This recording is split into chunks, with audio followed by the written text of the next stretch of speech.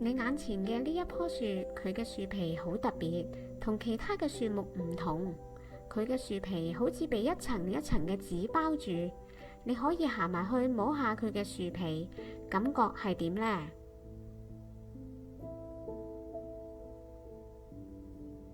係唔係覺得好鬆軟，好似海綿一樣啊？呢一棵樹叫做百千層，就係因為佢白色嘅樹皮好似紙一樣，一層一層咁包起，好似包咗1000層咁多，所以先至有呢一個咁有趣嘅名。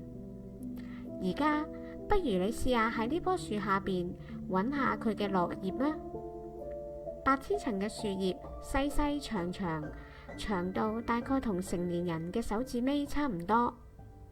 你試下執幾片百千層嘅落葉，將佢捽爛搓下，再聞一聞，聞到有一陣好芳香嘅味道呢。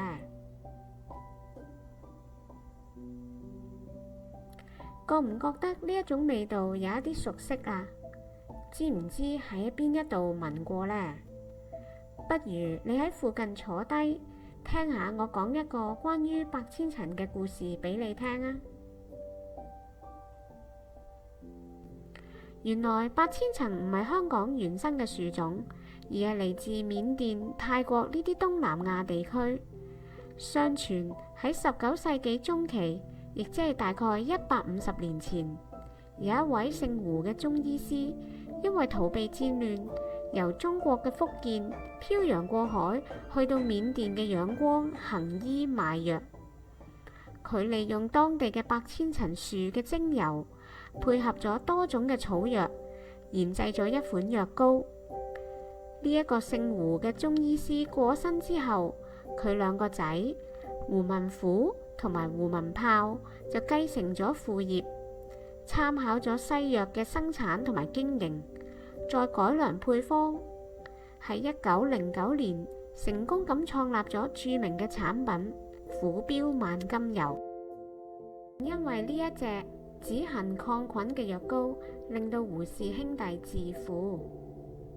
或者你未必聽過或者認識呢一個藥膏，但係你可以問一下上一輩嘅老人家，佢哋一定認識。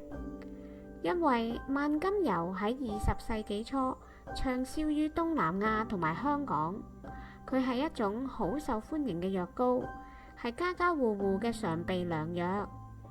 假如你覺得百千層樹葉嘅味道好熟悉嘅話，話唔定就係你細個嘅時候，屋企人曾經俾你用過呢一隻藥膏。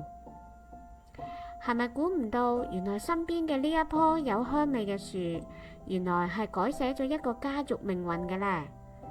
下一次，當你再見到百千層樹嘅時候，不妨再執一下佢嘅樹葉，聞一下佢嘅香味，回憶一下我頭先講俾你聽嘅故仔啊！